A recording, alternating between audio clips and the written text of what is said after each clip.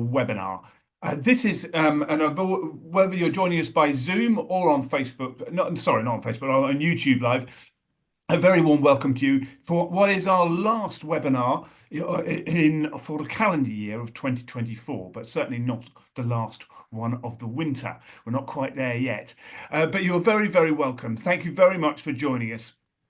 And obviously, we've been running our webinars since 2020, all of which you can find on our YouTube channel. So please do, if you haven't already, we'd love you to register on our YouTube channel, and we'll put a link into that. And on our YouTube education channel is all the previous webinars we've done since 2020, and there's some excellent content, including Nutribaloney Part 1, which Claire and Liz very kindly provided it for us a couple of years ago, and they were so good, we have asked them back. So I'm delighted that Claire McLeod and Liz Bulbrook are joining us to talk about what are these common myths when it comes to nutrition, and what's the key information we should know, especially when we think about balances and everything. What's that key information, and who should we listen to? So it was wonderful to have Claire and Liz back with us. Claire's going to be, in terms of the format for this evening, Claire will be speaking to us for about 30 minutes. Then we've got a little sort of structured Q&A with Claire and Liz, and then it's very much open to you. So if you're watching on Zoom, then please use the Q&A function to put your question in. There's obviously also the chat function, and by all means do chat amongst yourselves. But if you can put your questions in the Q&A function, that would be really helpful. And do remember, if you're joining by Zoom, you can upvote questions that are already there. So if you like that question, you don't need to type it out yourself, just upvote it, and that will come to the top of my list, and we'll try and get through as many questions as possible. If you're watching us on YouTube, then you can just put them in the comment section, and we will transfer them across and make sure we get as many of those answered as possible. Now, we are running this winter series all the way through to the end of March. So if you have something that you would like us to cover in one of our webinars, then please do email us on education@worldhorsewelfare.org, and we will then see if we can include that. Now, what I'm going to do is I'm going to look to share my screen. Here we go. There we go. So, yes, there we go. Nutribaloney, exploring some of the common nutrition myths. To start us going, we just thought it would be really interesting to know where you source your horse nutrition advice from. Now, because it's nearly Christmas, we're giving you a gift. Normally, you can only give one option of the options in terms of multiple choice, but obviously when it comes to where you source your nutritional advice or your nutrition advice for your horse, it's very likely it'll be more than one place. So you can tick as many of these as you like, but obviously do only tick the ones that are relevant to you. And we'll come back to that answer very shortly. And whilst you're doing that, I'm going to introduce our first our presenter for this evening, which is Claire McLeod, who is has a degree in equine science and a master's degree in human equine sports science. Has a long experience in the field of equine nutrition. She's now an independent equine nutrition consultant. She has previously worked for a number of different of the feed companies. She's, as you can see, she lectures, gives workshops, delivers modules for a variety of education courses. And she is one of the very few equine nutritionists that is registered with the Association for Nutrition. And I was looking at Claire's website earlier, and there's a quote in it which I absolutely love. "Nutrition isn't everything, but there's nothing without it," which I absolutely thought was wonderful. And a story that you might not know around Claire, and certainly not on her website, is that when she was 9 years old, living in the wilderness of the Scottish Highlands, as she put it, she wrote into a writing competition, and she wrote a story about her pony and how he delivered all the family shopping, including his own feed, across the hills to their house. being in the wilderness of the Scottish Highlands, they had no road to their house. And the story was that good that it won the competition. They got an all expenses paid trip from the Scottish Highlands down to Olympia, the London International Horse Show. It's moved to Excel. We still all call it Olympia, but this was obviously when it really was at Olympia. And that started a lifelong passion for a love of horse sport. So I thought that was a lovely story. She went down for her dad with her dad. I think he might have regretted that decision, but what a wonderful story that is. Now, before I hand the floor to Claire, Basil, are you going to be able to give us the answer? So look at that. Well, Liz will be delighted about the first, because feed companies and manufacturers are the top at 62%, and then online forums and research. Be interesting to know which ones of those there were. But actually looking at that, then independent equine nutritionists, 38%. So a really good sort of spread there. Friends and family at 14%. You need to be careful which members of the family, I guess you asked. Wonderful. Well, listen, thank you for taking part in that. And I'm delighted that Claire McLeod has rejoined us on one of our webinars. And Claire, I'm now going to hand over to you. Lovely. Thank you very much, Rolly. Thank you for inviting me back. It's my pleasure to be here. I'm just going to share my screen and get everything set up so that we can get started. Let's see if the technology will work. There we go. That's brilliant. Looking good. Yeah, my dad had a wonderful time on the trip to Olympia. He really enjoyed it. He put up with the horsey bits, not horsey, but yeah, it was an amazing experience. I was so very privileged to do that. So thank you for inviting me back. I never take it for granted that you know, horse owners are interested in what I have to say, and I love this subject because it's kind of slightly amusing and entertaining, but it's also actually really serious because it's about welfare. And I have got 4 more common nutrition myths for you this evening, which we'll go through. And then I'm also going to just remind everybody about how you can discern, because that's the big thing, isn't it? When you read something or you learn about something, it's knowing whether it is actually the truth or not. What is Nutribaloney, and how can you work out whether it is actually good quality information or not? So I've got 4 Nutribaloney points to go through, and then 3 things to help you assess the product information, whether that's feeds or supplements that you might come across out there. And it's interesting, I thought, from the poll, how many of you do use forums and research. Like, social media can be a really good source of information, but you have to be so careful because there are a lot of people on there who don't really understand much about nutrition but are very vocal about it. So it's more important than ever. Although it's great we have access to all this information, it's more important than ever, I think, to make sure that you can trust the sources of information that you're using. So just a reminder, if you didn't come along to part 1 of this I suppose, series about Nutribaloney, if you haven't come across the word before, I made up the word. I thought it existed, but when I looked into it, I actually couldn't find it anywhere. So I just made it up because it was fairly polite way of explaining something that's nonsense, basically.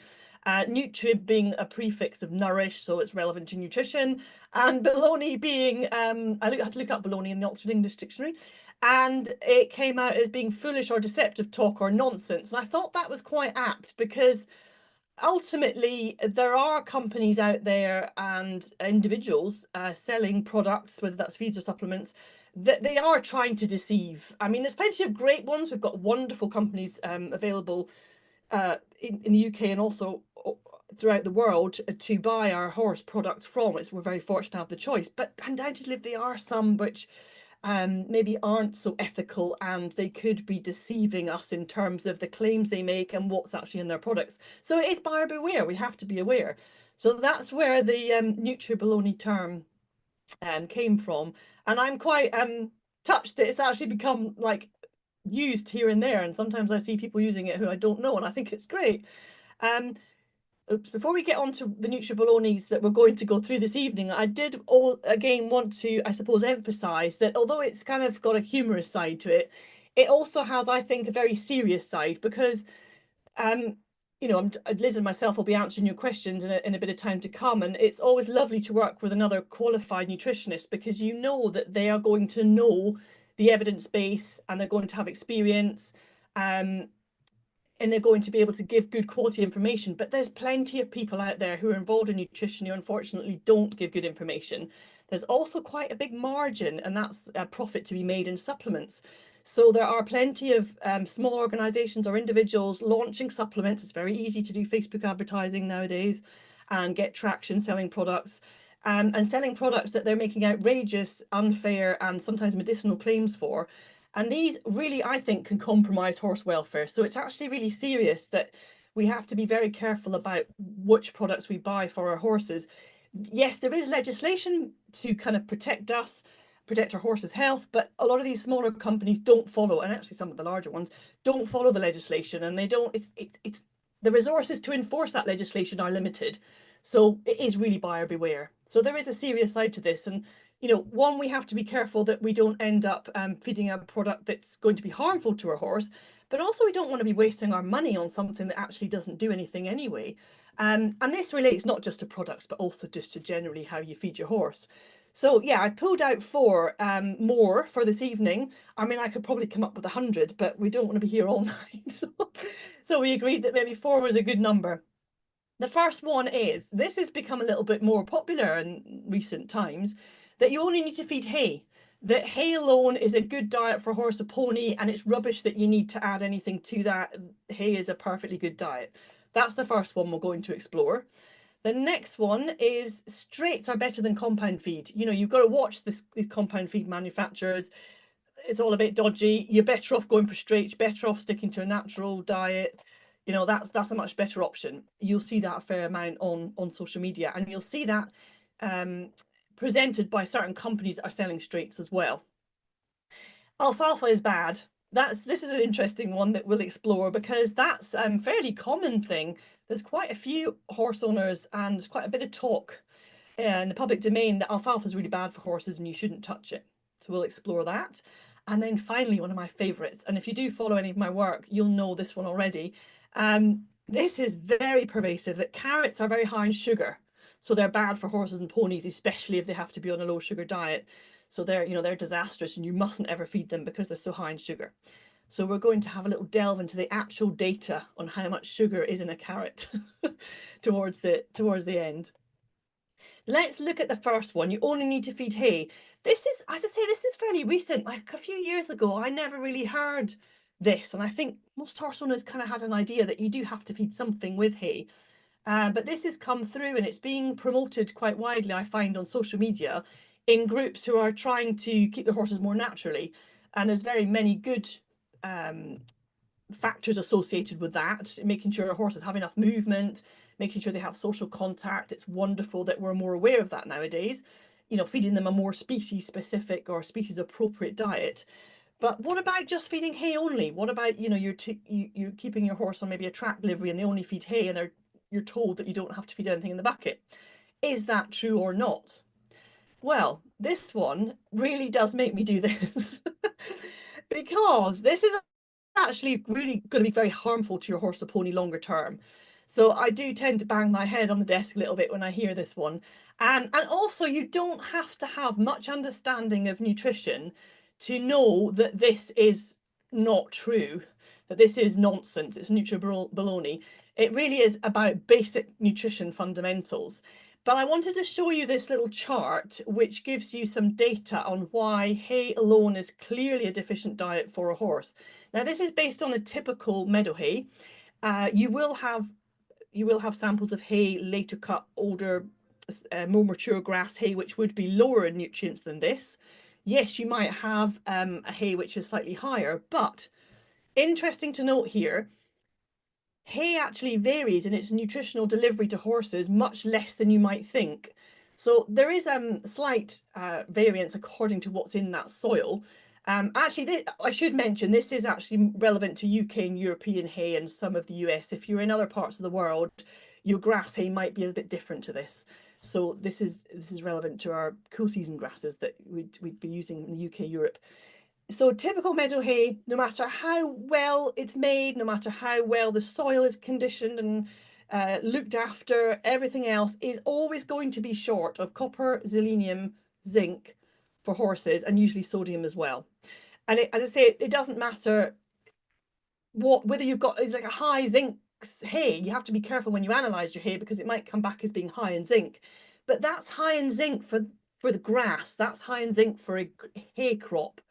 It still won't supply enough for horses. So if you feed just hay long term to your horse or pony, and actually this applies to grass as well, you will cause deficiencies eventually. Now, these deficiencies might not show up any health issues until much later in that horse or pony's life. But basically, it's absolutely key to be adding some sort of product to balance grass forages.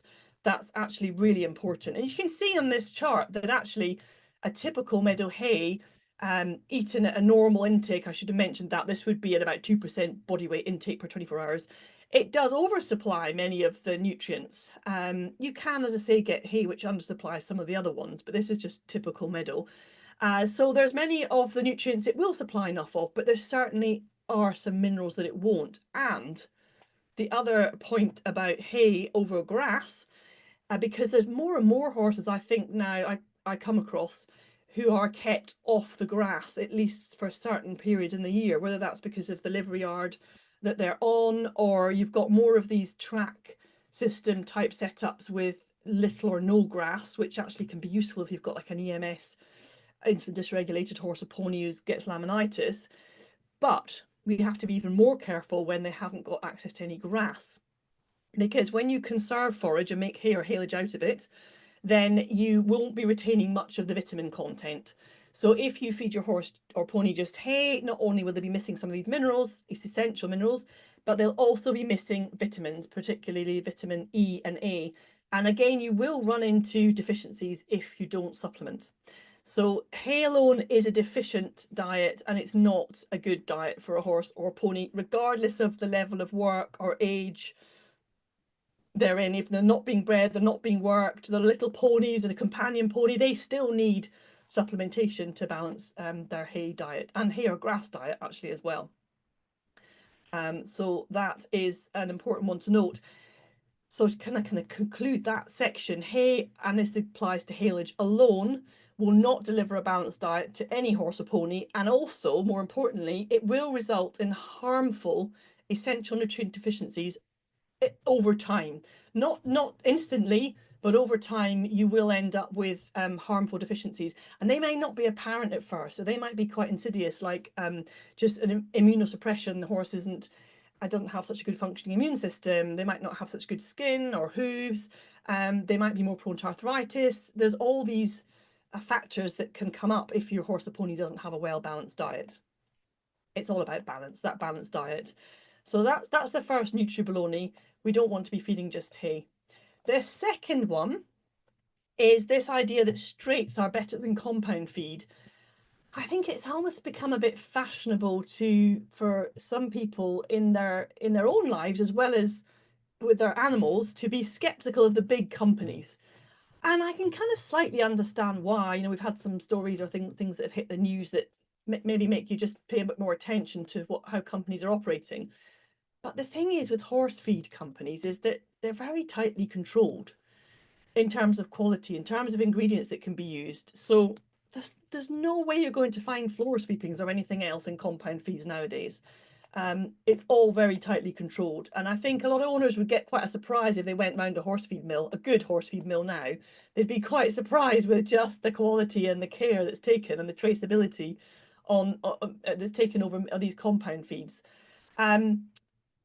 So is this not Nutribaloney? Are we better feeding our horse straights? Can we feed them well with straights, or you know, what's the difference? Well, something that I think is worth mentioning is that, just like I said on the last Nutribaloney point, it's the unbalanced diets that are bad for horses.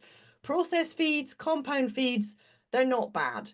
Yes, you can feed horses well without using a bad compound feed, but you better know what you're doing, because you're going to have to balance that feed or supplement, whatever it is that you're trying to put together. You're going to have to balance it. These companies are experts in providing a balanced diet to fit a variety of different forages that you might be feeding. So it's interesting, because I think maybe I'd say in the last few years I've run into more really poor, unbalanced diets fed by owners who are trying to do a good job. I'm not talking about owners who don't really care. owners who are trying to do a good job, they've been learning and trying to learn and listening to advice online and maybe from friends or acquaintances, and they've ended up on straights because they're starting to worry about compound feeds or processed feeds, or they're being told that processed feeds are bad, and they've ended up with a very unbalanced diet. Now, I'm not paid by any companies. I'm very passionate about being an independent source of nutrition information. So I'm not paid to tell you that compound feeds and processed feeds are better for your horse. I look at it from the corner of we've got to deliver in a balanced diet. That's the key. That's what nutrition's all about. If we don't deliver in a balanced diet with all the essential nutrients that horse or pony needs every day, they will not be optimally healthy. Never mind performance or breeding or anything else. They will not be optimally healthy. The only reason that we've come up with these essential nutrients is because we know without them the body will not function correctly. And if you know a lot about nutrition and you've got a good understanding, then yes, that's going to sound very basic to you, but it's really important. And a lot of horse owners maybe wouldn't really understand exactly what a balanced diet is or how important it is. So we have got to be very careful if we're feeding straights. And I think the other thing to mention at this point is it does always make me laugh, but slightly roll my eyes as well, when I see posts from companies that maybe sell straights, or you get some companies that maybe are a little bit misleading in their advertising and marketing, and they'll say that, the equivalent of bagged feeds are like Krispy Kreme donuts for horse, or it's like feeding your horse a McDonald's, or junk food for horses. That's ridiculous. It really is. Like, if you want an analogy, if you were going to feed a Krispy Kreme to your horse, you might as well just actually feed a Krispy Kreme. Processed horse feeds are not equivalent to junk food. Like, a pelleted balancer would be more equivalent to like a really nicely well balanced sort of low carb, high protein breakfast cereal. They are not junk food for horses. That's just a completely misunderstanding of feed. So if you see that, then just take that with a pinch of salt. And the other thing that's become very fashionable, I find nowadays, I don't know if Liz will find the same, is for owners to be feeding copra, which is coconut meal, and linseed. And it's funny because, like, in the old days, showing my age now, many years ago, when I started in this field, 25 odd years ago, I probably feels like 100, but yeah, everybody kind of knew that if you fed oats or barley or bran, that you had to add limestone flour. It was kind of common knowledge. But it seems that nowadays a lot of owners feed straights that are just as high in phosphorus and low in calcium, and just as unbalanced without correct balancing, but without realizing they are. So a lot of owners are really surprised that linseed, which is a nice extra that you can add, very rich in oil, and copra meal, which is not as good as linseed, and of course you have to bear in mind where it comes from and how processed it is. But they'll feed them without thinking about that calcium phosphorus balance, which is so important. And you can mess up your horse's whole diet, and I'm not being dramatic here because you can, from feeding large quantities of these straights to try and get calories into your horse if they lose weight over winter, for example, without balancing for calcium. And there's a variety of ways to do that, but this is really important. It's not just the cereal grains that will unbalance your diet. If you're adding these type of feeds on top, you also need to be really aware of how to balance them. So I would say straights are not better than compound feed. Yes, you can use them, but they're not balanced and they need to be supplemented. And the thing is, you need to have much better nutrition skills, much better understanding, and good knowledge to be able to feed straights correctly and safely to your horse.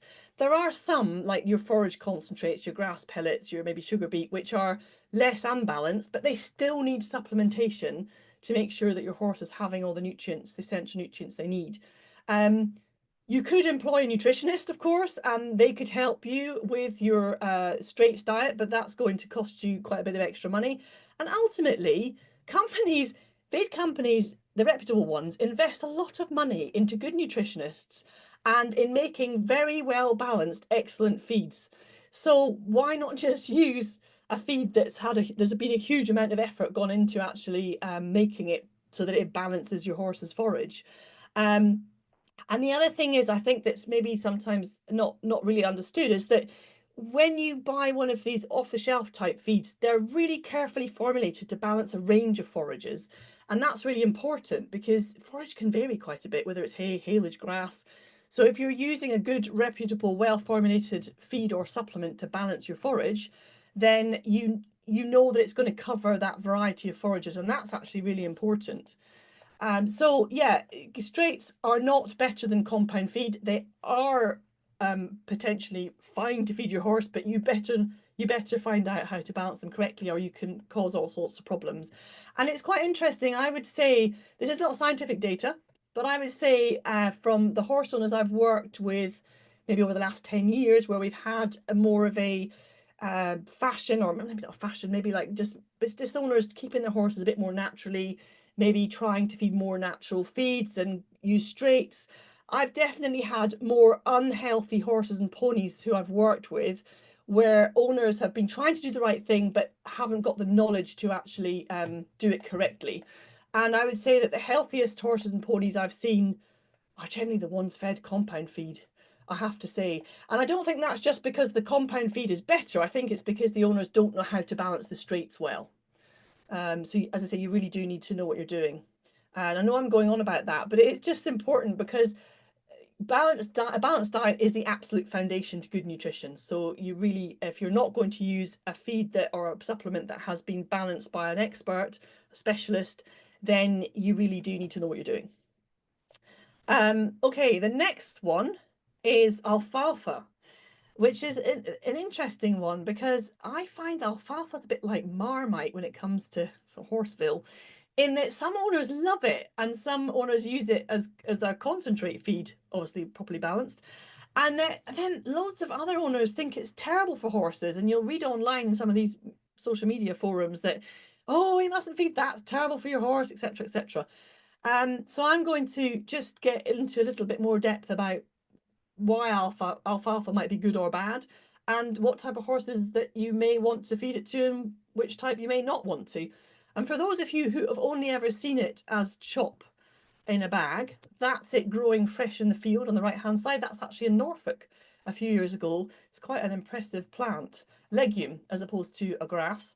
And in the UK we would most often see it quick dried and chopped in chaffs and compound feed, sometimes pelleted as well, and you can buy it straight pelleted as well. But it's a really, yeah, well, let's get on to the next slide. But yeah, this is what happens to some owners when they hear the word alfalfa. And I do often have owners come to me who want me to help them formulate a diet without alfalfa.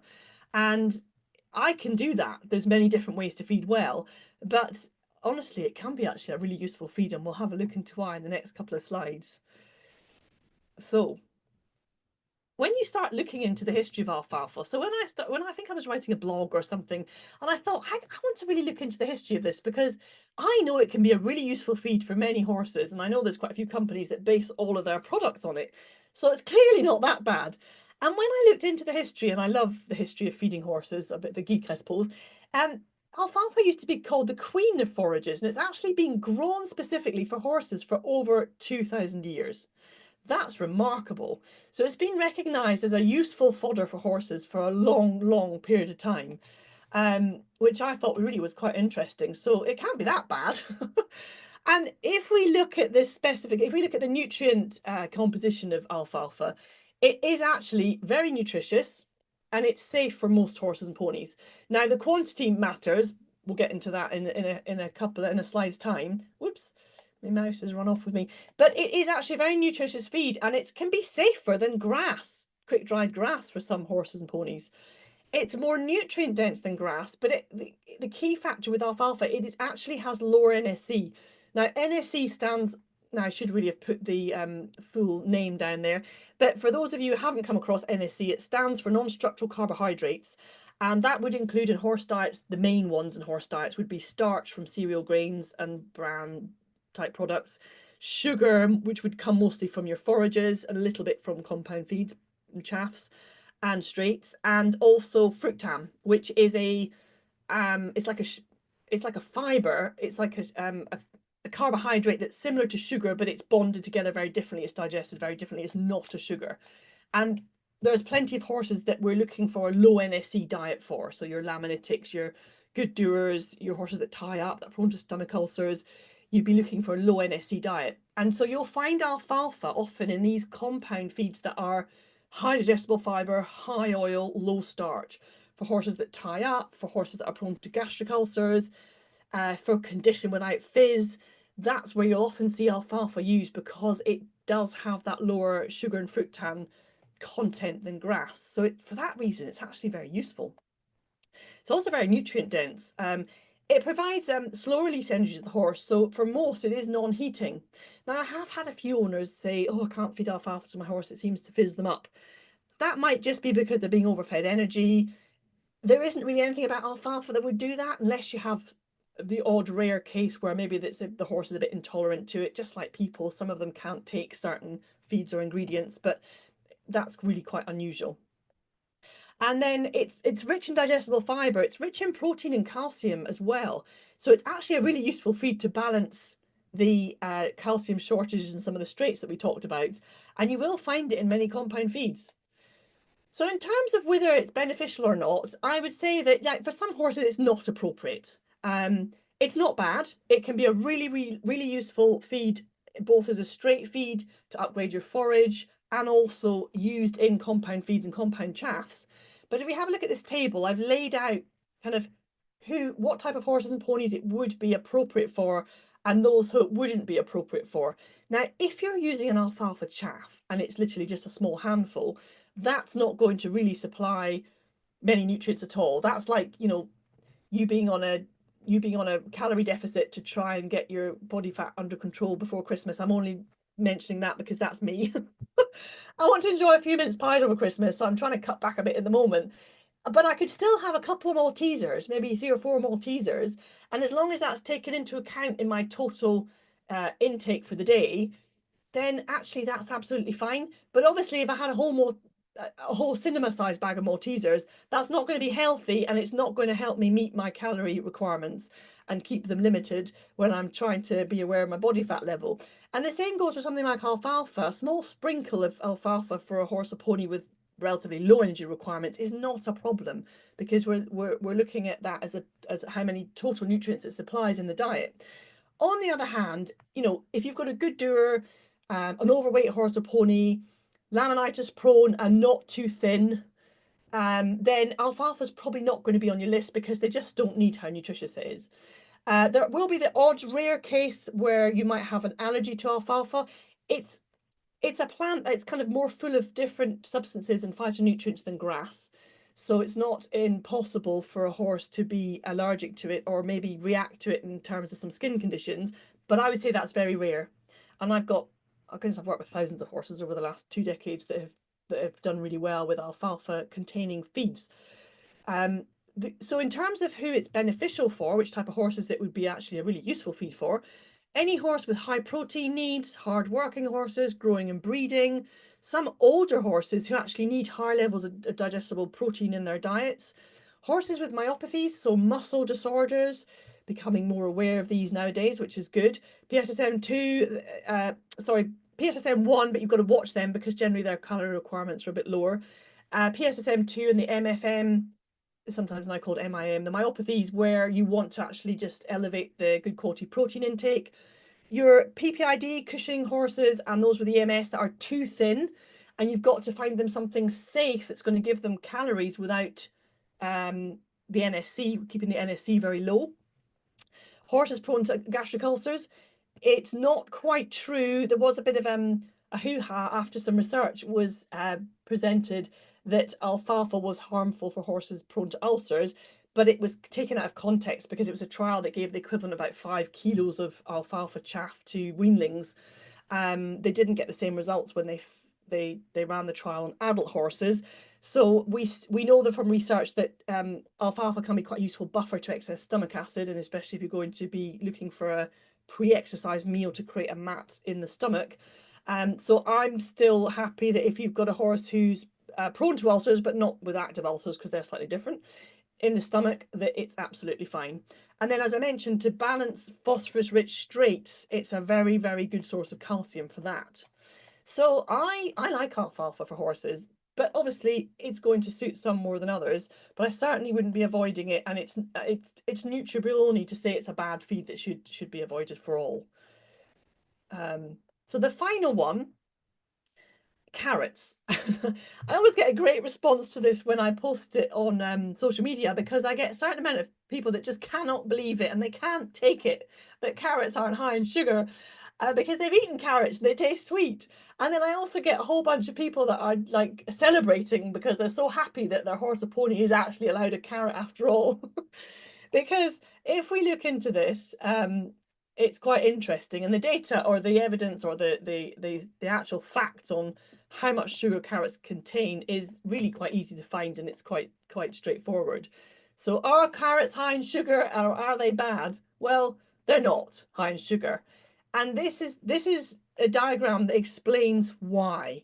The thing about carrots are in an as-fed state, so we don't tend to feed dried carrots that often. We might find them in some feeds.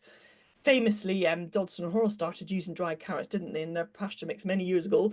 And you might find them in some other feeds. But generally, if we're feeding carrots to horses and ponies, they would tend to be as they are, as fed, fresh weight, not dried. And if we look at a composition of a carrot, about 80% of it's actually water. There's only about 20%, a fifth of that carrot, think about my arithmetic for a moment there, which is actual carrot. So even though dried carrots do contain a bit of sugar, an as-fed, normal, straight carrot, as you might feed it to your horse or pony, is diluted down with all this water. And that means that when you actually look at the analysis of a carrot, it's actually only about 5% sugar. Now, the key thing is that is on an as-fed basis. If you're looking at dried carrots, it's very different. But carrots, as you buy them from your chosen supermarket or your feed merchant, or if you grow them yourself, then they will only be about 5% sugar. And interestingly, the definition for a low sugar food in human nutrition is anything under 5%. So a typical carrot could actually be described as a low sugar food, which is quite interesting, isn't it? We don't have those definitions in horse nutrition, which is why I'm referring to the human. We don't have a kind of accepted definition of what would be a low sugar horse feed.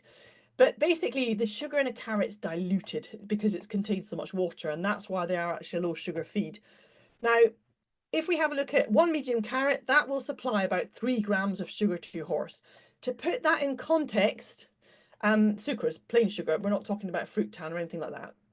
Put that in context, if we take a slice of a typical meadow hay at 8% sugar, and that's actually quite a low sugar hay, actually, you can get it much, much higher, then that's going to supply 80 grams of sugar. So you can see the big difference going on here. Now, yes, that's not comparing exactly like for like in weight, because I'm just comparing kind of portion sizes. But if we have a look per kilo, actually not per kilo, per 100 grams, 100 grams of carrot, that's not correct, I'm sorry, it should be 5 grams of sugar. Oh, I didn't have enough caffeine when I did this slide. So that should be 5 grams of sugar. 100 grams of carrot actually supplies 5 grams of sugar, fresh carrot, and 100 grams of typical meadow hay supplies 8 grams of sugar, not 80. So excuse my arithmetic error there. So typical meadow hay per fresh weight actually supplies generally more sugar than a carrot, which is quite surprising, I think, to most owners. Now, I know that some vets will say don't feed carrots to horse, and I've even pulled up a research paper stating something about you mustn't feed carrots if you have an EMS horse. And I think the reason vets say that, because there is a reason they say it, one, they might not be aware that carrots are actually low sugar, but also I think vets will tend to come up with statements to make sure that the horses are safe without much explanation. So I suppose vets might be concerned an owner thinking a carrot is low sugar might pile in half a bucket of carrots to the horse. Now, for some of you that are maybe more reasonably minded, you might think, oh, that's crazy. But when you work in nutrition for a few years, you're never surprised by what you come across. And I have seen owners literally like dump bags or buckets of carrots into their field for their horse or into the stable. And obviously, when you're talking about that quantity of carrots, then that might not be very useful, not be very good. But a controlled portion of a sliced carrot isn't going to tip over the edge your EMS horse or pony if they're in good health and their EMS is controlled. But I think vets say it just because they want to keep a control of exactly what that owner is feeding. If they have got a case where the horse or pony's become quite overweight and has raging hyperinsulinemia, which is insulin dysregulation, EMS. So I can understand it. But if we're being really clear and we're being scientific and we're being actual fact, the point is carrots are actually low in sugar. So it's and it's easy to see from the data. You only have to look up a food composition book to get the values of sucrose or sugar in carrots. So I wanted to just round up with a few pointers to help you discern, because it can be a bit of a minefield out there with all these different ideas and products. I would say to you, if you take these 3 things with you, it's going to help you just work out whether a product maybe is going to be truthful or not. And you can also obviously ask a qualified person as well for their thoughts on it. But number 1, it's always, I think, worthwhile to ask, is it too good to be true?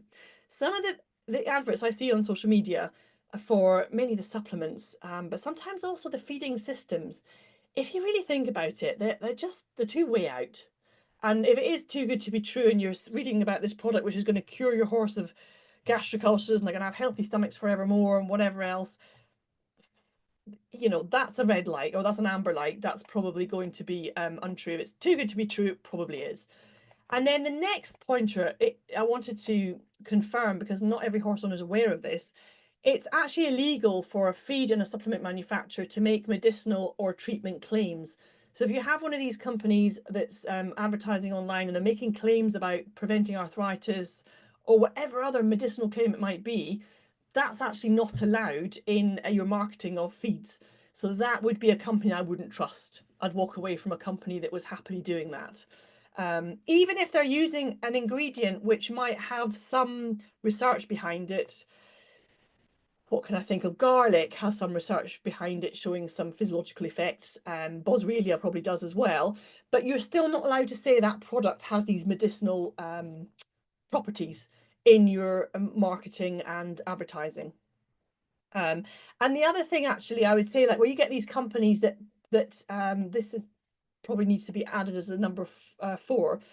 But it kind of comes into this number 3. If in doubt about what a company is saying, whether it's a feed, a supplement, or a feeding system, contact them and ask questions and look at their information and dig into it a little bit more. Don't believe everything you hear, I would say.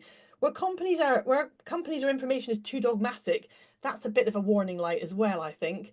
And the other one I think is a good pointer is if you've got a company that's slating all the other companies, that's a big red light. So there's been a company promoting and advertising on social media, basically saying that all other companies and all other supplements contain rubbish and junk. You mustn't touch them because their products are the only ones that are natural and brilliant and everything else is rubbish. That's just that's just simply wrong. It's just not true. And I would walk away from companies like that. It's just not true. And in fact, the company that is actually marketing that way at the moment, or has been, their products aren't balanced. They're not even balanced. So you would definitely have to feed other companies' products to balance your horse's diet. Anyway, so yeah, anything too dogmatic, anything too everything else is rubbish and you must feed ours, that's a red light to walk away, I would say. Just wanted to note as I round up, there are actually many different ways to feed horse as well. So there isn't just one way, and that's worth remembering. If you're getting in a stress and going around in circles and you're not sure about what you're doing and you're being pulled in with different adverts, know that there isn't just one good way to feed your horse. But ultimately, we always should be looking for a balanced diet. That's what we're looking for when we want to maintain our horses in as good a healthy state and give them good welfare. We need to be feeding them a well-balanced diet. So just to round up, hay alone is definitely a harmful diet, which will result in harm to your horse long term because of deficiencies. Straights can be harmful if not balanced correctly. They're not better than compound feeds. Yes, you can use them, but why not actually just use the specialists who've come up with their products which are balanced? And they've used straights in their products. Obviously, that's the ingredients they use, but they know how to balance them. Alfalfa can be a really useful feed for many horses and ponies, so I certainly wouldn't agree that it's all bad. And carrots are actually a low sugar food on an as-fed basis, so they're not bad for most horses and ponies. So that's your Nutribaloney for Brilliant. this evening, and I've given you a few tips to help discern. But thank you for I've run on a little bit. I hope that's not too much of a problem. Thank you very much for your attention, everybody. A couple of resources there for you, but I think there's some links for Yeah, both Basil of will us. put those. Yeah, Basil will put those in the chat. Yeah, Yeah, yeah. So I think brilliant. time to pass over back to you, Rolly, and have a look at the questions that have come in, I think, isn't it? Yeah, that was absolutely brilliant. Thank you, Claire, so much. That was absolutely fascinating. So now I'm going to. Can I share? How do I share? Basil, can you share my screen? I seem to have lost the ability to share my screen. Can't quite work out how I've done that one. Oh. Can't see it. Anyway, Liz, I'm going to be very sorry. I had a lovely slide for you, but I can't, due to my technical ineptness, I can't. Oh, look, no, there we go. I've found it again. It seems to have appeared. Now, so still technically inept, but I will now introduce Liz, who's going to join our panel for the next half hour or so. And Liz, like Claire, has a 3 decades of experience within the equine nutrition world. And probably the most important thing about Liz, she works for Bailey's Horse Feeds and Bailey's supply World Horse Welfare. What more do you need to know, other than the fact that Liz is, Claire, quite a few acronyms in her slides, but I think the Beta NOPS working group probably takes quite a lot of beating. The British Equine Trade Association Naturally Occurring Prohibited Substances Working Group, which is obviously a very significant issue, especially for when we think about elite horse sport. I can't imagine Liz has any spare time, but she loves her warm blood, now semi-retired eventer Duke.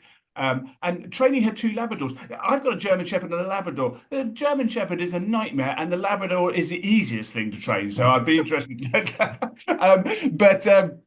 I love Claire's story. I loved, and I absolutely loved Liz's, because as well as obviously having a great interest in equine nutrition, she has a great interest in elephants as well. And when we asked for a quirky story, she said, "Well, what I can tell you is a bit about elephant poo." And I go, okay, fine. Well, what can you tell us about elephant poo? Because like horses, they are hindgut fermenters. And as you imagine, therefore they have got to, just because of their physical size, they've got to eat a lot. And actually, a lot of it is pretty inefficiently done. So there's a lot of starch that comes out in their poo. And therefore, the high cellulose content. And what they've worked out, and obviously a lot of these communities where forestry is being deforested at an alarming rate, they've worked out that elephant poo is a wonderful way you can make paper from elephant poo because of its high content. And apparently, from a single day's poo from an elephant, one day, 115 sheets of paper. What Liz didn't tell me whether that was A4, A3, A2, A1, but it's a lot of paper. So I thought that was fascinating. So next time you ever see a program about elephants, think about how they can really help the environment too. And whilst I'm on this slide, because I might forget to do it later, obviously it's far too early in the session to say Merry Christmas, but Basil will put up a sign, because we will have a pause, obviously, over the Christmas period, and we'll be back on Wednesday, the 15th of January. And there we're looking at sustainable equestrianism, and we're delighted to have Ruth Dancer from White Griffin, who's done so much to support World Horse Welfare and many other equine organisations in their environmental sustainability, and actually just exploring how we can be environmentally friendly through the management of our horses. And Jenny, our Director of Finance from World Horse Welfare, who oversees the sustainability for World Horse Welfare, will be joining that. So please do sign up for that. Liz, a very warm welcome to you. Thank you. It's good to see you. Now we've got a few. We're slightly behind time, but we've got a few questions that both of you were just going to kick off with, and then brilliant that so many questions have come in on the chat. Please do remember to upvote those questions that you see if you like them. If not, put in any other ones you come to. So Liz, just Claire talked about feeding a balancer. And some people say when they start feeding a balancer to their horse, it starts to increase in energy. Is that the balancer, or is there something else at play there? Interesting question. I think it's a bit of a myth that, well, we know it is a myth that balancers directly cause excitability. I think that it's really important that we look at a horse's natural temperament. Claire's mentioned obviously about balancers. The key here is to think about, are we talking about feed energy or are we talking about behavioural energy? Because a balancer is going to be very negligible in the amount of calories, starch and sugar that it's actually putting in the diet because of the really low feeding rates compared to the rest of the diet. However, what your balancer's doing is putting those vitamins, minerals and key amino acids in to perhaps balance the forage, the grasses. So if your horse has been on a predominantly unbalanced diet, perhaps they've just been on forage or less than the recommended amount of a normal feed, and then you balance that diet up, those vitamins and minerals have got a key role in carbohydrate metabolism. Without doing a whole lecture on biochemistry, which would take Claire and I a long time to do, and probably a lot of swatting up on Krebs cycles and biochemistry, but basically those vits and minerals help metabolize carbohydrates. So like us, if we're overweight and we're not getting a balanced diet, you can be a little bit lethargic, you might be a bit lackluster, and that can be the same in our horses. So as soon as we balance that diet up and we improve the carbohydrate metabolism, then actually you've got the horse is more willing to go forward. You might have more mechanical energy, be able to actually use that energy. So it's not that you're aggravating the natural temperament. You're actually saying, I feel better. I can do my work now. And I think that's where the confusion comes when they say it's given it more energy. It's just made it a healthy, balanced diet, which means you've got good health. So you're sort of joining up what the existing diet, making better use of it. Now I get excellent, wonderful. Thank you, Liz. Claire, you mentioned sugar. Does all the energy in a feed come from sugar? Yeah, that's a great question, Rolly, isn't it? And this applies, I think, very much to forage, because often owners will soak forage to kind of reduce the sugar. But what we have to remember with horses, and again, this is down to kind of understanding how they operate in terms of how they digest their feed stuff, is that they can digest or break down, be more correct, and extract useful levels of both energy and nutrients from fibre from their forage. So you can have a low sugar diet which is actually quite high in energy or calories. So it's definitely not the case that all the energy comes from sugar. Of course, you've got starches as well from cereal grains, and that's a good source of energy or calories as well. But even if you're avoiding that in your horse's diet and you're looking for low energy because you've got a good doer or a horse that doesn't have high energy requirements, you have to be careful, because you can deliver in a diet that oversupplies calories or energy, even if it's low sugar, because of how they digest fibre. Yeah. Brilliant. Thank you very much. Liz, there are companies that offer bespoke vitamin and mineral balancers based on forage analysis. Are there any pitfalls with that approach? Yes and no. I think Claire's already touched on it when she mentioned about her forages. There can be obviously an inherent variability in forage, and of course we've got people on from different countries here. So if you're working with a very large stud, perhaps, or a very large farm, where you are buying in all your forage for the season, you've tested your grass pastures, and you've got the different seasons, the different growing conditions, you know, the variation, or you perhaps are on land that's been identified to have an excess or deficiency of certain mineral, then maybe there's a place to work with that farm on a custom balancer. However, the majority of the balancers that are commercially available will have been developed having looked at that forage, like Claire was showing for England. We would know, again, in different countries, you look at the forage, we've got 30 years of data. The science and the literature has years and years of data of forage analysis. And when we formulate, we know what the typical minimums are of perhaps the lowest ever levels of copper seen and maybe the highest levels seen. And we formulate for optimum, we formulate for the middle, so that if the forage does vary, then you're not going to be deficient, you're not going to be excess. So do you need bespoke? If you are changing your forage every 2 or 3 months, you don't know where it's coming from. It could be from different ground, different land, different varieties of grass. Then that bespoke that was made for you today might not work Yeah. in a No. month's time. So I would only say, do you need a bespoke? Only if you've looked at everything that's out there and you've got a specific situation that needs amending. Yeah. For example, in California, in some countries, they feed a lot of alfalfa. So you might want a balancer that's got a 1-to-1 calcium phosphorus ratio if they don't feed any grass pasture. But those are knowing the area you're in and knowing the country you're in. But the So it's quite commercial specific. companies would know that and would have made products for it. Got you. Got you. Brilliant. Thank you for that, Liz. Claire, some feeds, you mentioned the term natural, I think. They market themselves as natural, which sounds great, doesn't it? But what does that actually mean? And are they balanced, those feeds? Yeah, and that's a really good question. Like, I think it's great that we're becoming more conscious of our horses' natural needs. We're thinking about them as a species and what they, what gives them good welfare. That can only be a good thing, fulfilling their needs and making sure we're respecting them for the species they are. However, we can run into problems if we get too extreme with this kind of natural feeding, because the problem is there aren't really good sources of the vitamins and minerals that balance our forages that we have that are coming from a natural source. So for example, seaweed is sometimes used as a kind of natural balancer, but it does not supply enough zinc, copper, selenium, because often high in iodine.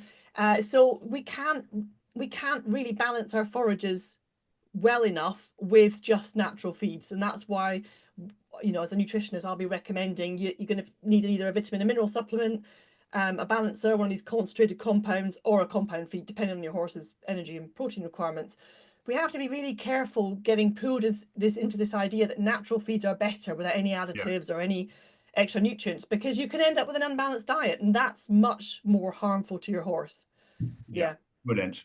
Excellent. Now, there's one more question, but I'm going to save that for the end because I think it's a great tie-up about where people should get their nutritional advice. But we're going to hold that one because there's some brilliant questions coming in. So thank you so much for those.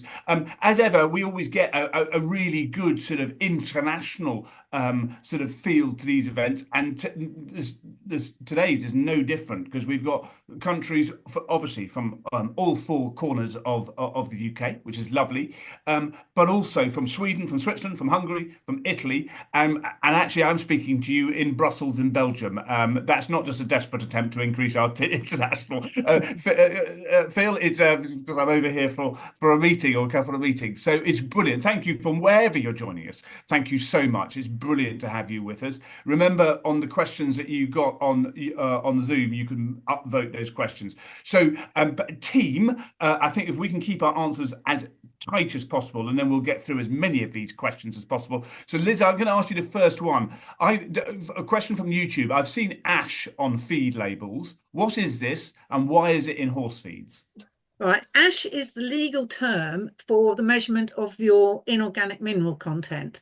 So it's not rubbish. Everyone thinks it's just sweepings and rubbish, and it's not ash that you get out of your fireplace per se.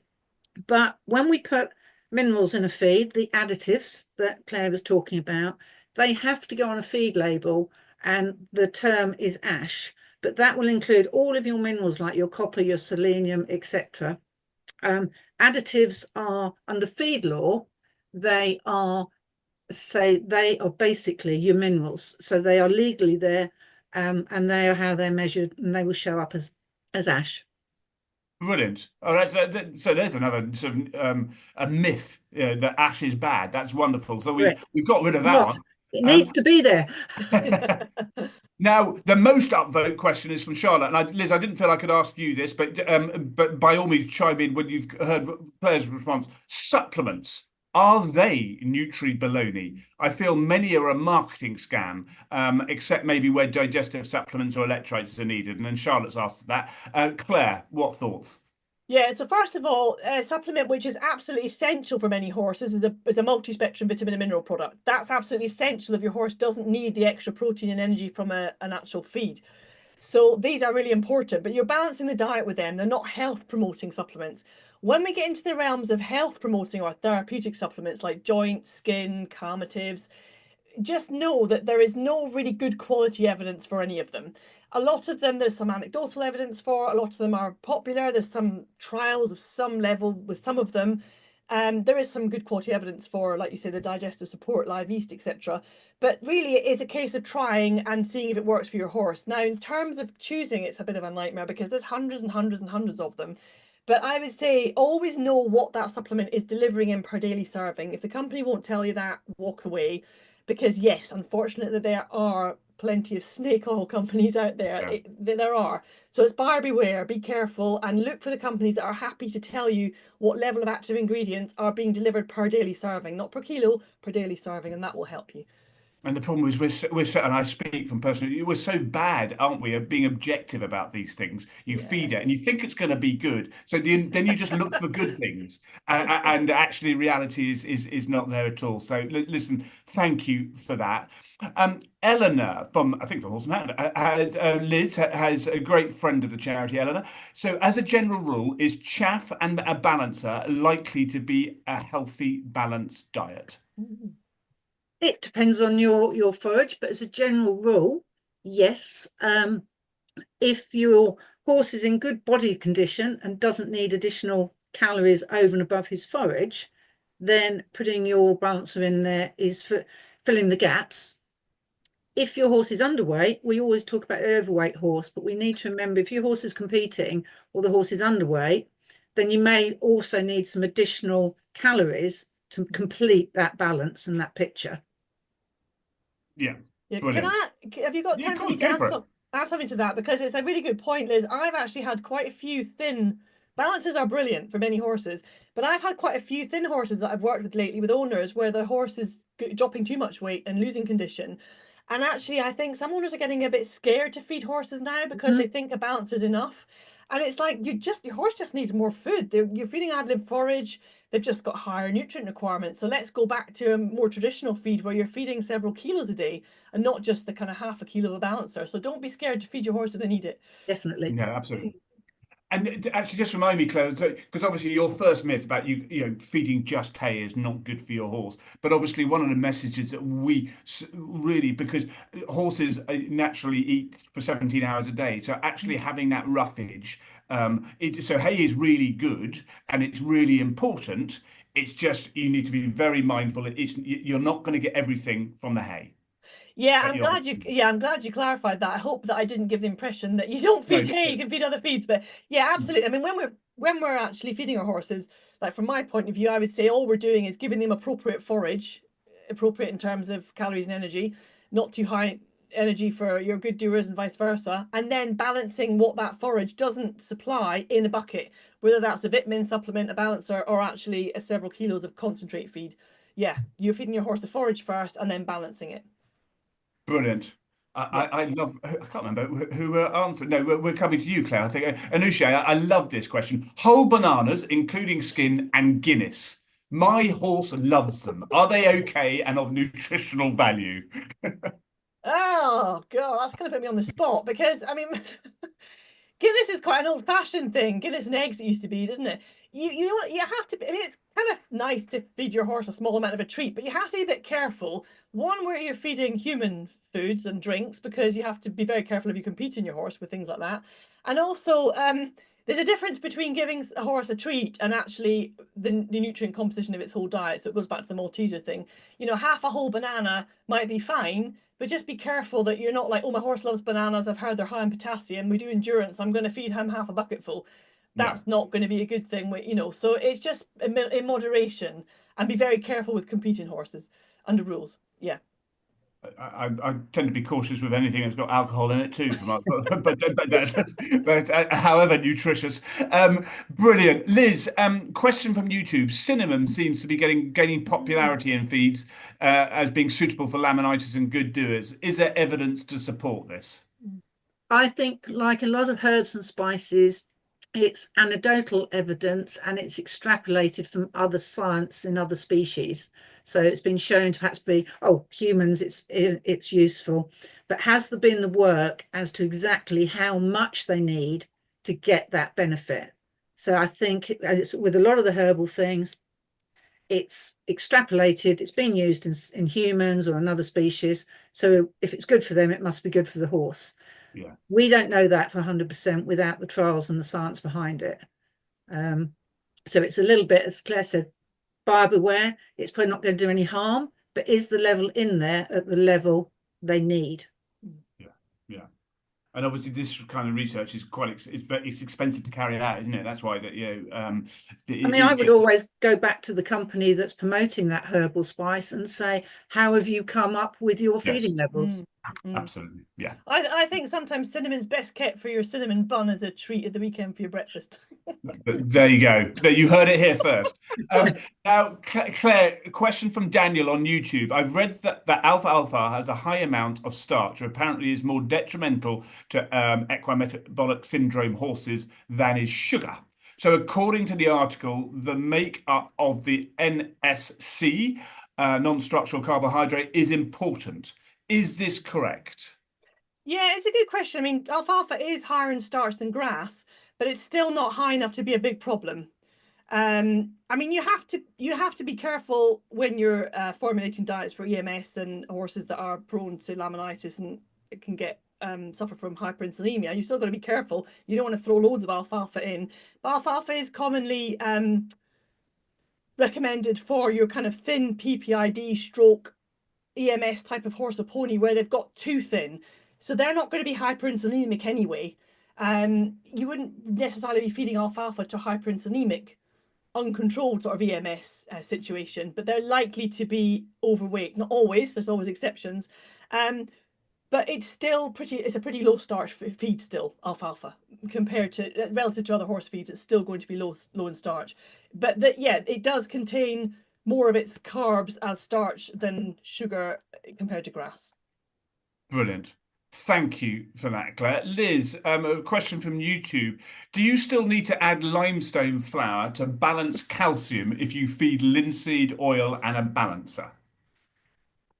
You shouldn't need to, because obviously if you're feeding linseed oil, you won't have a calcium content because it's only oil, or a deficiency of calcium and phosphorus. And if you're feeding a balancer, that balancer should be contributing the adequate levels of calcium, phosphorus, and all the vitamins, because as we've said earlier, we're looking at what are we actually trying to balance. If somebody was adding a lot of extra on top of something like the copra meals or the linseeds, then I would just ask the question, how much are you adding? Are we getting enough from our balancer? Because as I said before, the balancers are not formulated just to give them minimal. They're to give, they've got that buffer area for when people do add a little bit extra of something. So you shouldn't need to. Thank you, Liz. Jenna has asked quite a challenging question because it's so overarching. Claire, what are the current issues affecting equine nutrition? Oh, that's a really deep question, isn't it? That is. You've got 30 seconds to answer. Right, I'm going to answer quickly, and I really would like to hear Liz's answer, because obviously Liz works in horse feed, and I think that's an important side of it. So for me, I do think it's a big issue, the kind of power and the cleverness of marketing of a lot of products nowadays. And I think that is, I mean, it's maybe not as important as an issue for compared with other things. I'm an academic and I like time to think about answers, but I think for me it is very confusing for horse owners out there now who to believe. This is why I come up with this Nutribaloney, and it can be concerning that a lot of our horses and ponies now are being fed unbalanced diets because owners are being wooed by a lot of these less than reputable ethical type of companies, sadly. So I think that is an emerging issue, actually. So buyer beware, yeah, absolutely. Liz, anything you want to add to that? I certainly echo what Claire's just said, from the point of view that the challenges we see from the social media and the forums, some are good, don't get me wrong, some are very good, but others, when you see something that's put out there saying no additives, no binders, no fillers, then that has to be a red light, because it's a challenge to us. As I said earlier, an additive is something that is by feed law a legal definition, so feed should have additives. The other thing for us as a producer that is a challenge is trying to get the balance between sustainable, responsibly sourced ingredients, but still meet the nutritional and the welfare needs of the horse. Mm. And I think we discussed this a lot last year with things like soya. It brings a lot to the party. It's still a really good protein source, but we still have to look at being responsible on our sourcing of ingredients. And novel ingredients come up, but they're not sustainable. Yeah. So for us as a manufacturer, the biggest challenge is delivering for the horse is foremost, but being responsible is also very important. Absolutely. Brilliant. Thank you both for that. Esther's asked, how do we know, Liz, one for you, how do we know a supplement or feed is actually balanced? Well, you can talk to the companies how they make it up, but basically when we formulate a feed, our job is to be aware. We've talked a lot about the forage, but also we need to be aware of how much a horse would eat per day, how management and the nutritional awareness of what all those ingredients brings, and then how much of our feed are we asking the consumer to feed to their horse, so that there's the nutrient requirements of horses, which we tend to follow, laid down by the NRC in America. So there are facts and figures as to what a horse needs. So when we develop a feed or a supplement or balancer, you're looking at what do they need, what are they getting from their normal forage ration, and then we formulate to complement that at a set feeding rate. And that's, in a nutshell, trying to sort of tell you how we do our job. No, brilliant. Thank you very much. That was a great answer, Liz. Actually, Claire, I meant to say, I think it was Esther who said earlier that alfalfa in many European countries is known as lucerne. Is that correct? That's right. Yeah, lucerne. Yes. Yeah. Yeah, so and with many European, well, from the continent, mainland continent of Europe, because obviously the UK is part of Europe as a continent. Keep reminding myself. Amy's asked about, but how does the feeding of horses vary between disciplines? Is there an overpowering information on certain feeds to be using on certain disciplines, Claire? That's an interesting one. Well, really, I mean, the discipline, like from an exercise physiologist point of view, it doesn't matter. It doesn't really matter what the discipline is. It's what exercises that horse taking part in terms of duration, intensity, what kind of skill, what kind of aerobic capacity the horse needs. So it would be more on the kind of exercise that horse is being asked to do rather than discipline as per se. But then again, you've got a lot of kind of different fashions in different industries, different disciplines. And for example, like your dressage horse is going to be holding more body fat than an eventer or an endurance horse. So it kind of, it does depend. But ultimately, when I, as like an independent, are looking at different disciplines, we'll be studying what exercise that horse actually does as opposed to the actual discipline. Liz might want to add something to that actually when you're dealing with different disciplines in terms of your feed advice. The only things I think you've got to feed for the horse in front of you, as you said, doing his exercise. But we do know there's certain disciplines where they may want more slow release energy. Over take your endurance horse, where you might want more of your super fibers in the hind gut because they've got a water holding capacity, so they'll help hydration.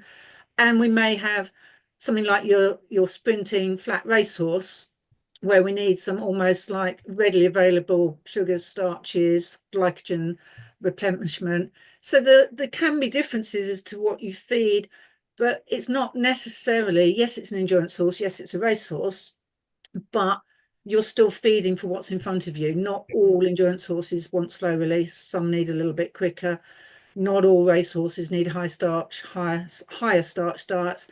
Some may be prone to tying up. So we would deliver the energy through fibers and oils. So it's really feeding for the individual rather than the discipline.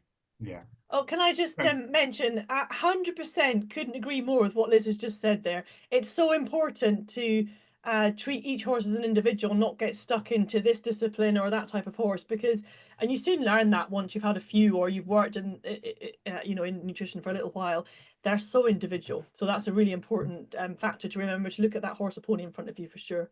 Always reminds me of Monty Python when people say we're all individuals, and it's very true, isn't it? But Kristin's asked an interesting question, because actually Georges has mentioned that alfalfa is also known as lucerne in South Africa, so it's obviously quite well known. So thanks for that. And Kristen has asked, there seems to be quite a hype going around for Esperset, which I think is sandfoin, is it, in English? Any thoughts on that one? One of our horses simply doesn't eat it, Claire. Yeah. So it's funny because I first came across it feeding in France. A horse owner I was working with in France, and of course you pronounce it sampoing. So I now call it sampoing, not sandfoin. I'm not sure where it's called that, but I have heard it called that. So it's a kind of ancient plant. Simple Systems kind of brought it back in the UK and have been growing it and now sell it. It's related to I'm not a botanist, but I believe it's related to alfalfa. It's a legume. I hope I'm correct in saying that. And it's slightly different to lucerne or alfalfa, but not enough to kind of get that excited about it as a nutritionist, really. But some horses that maybe don't like alfalfa or lucerne and the owner wants to feed that sort of feed, they could use sampoing. Also, I think it's a bit more difficult to grow and harvest from what I hear, but Liz will have some comments on it as well.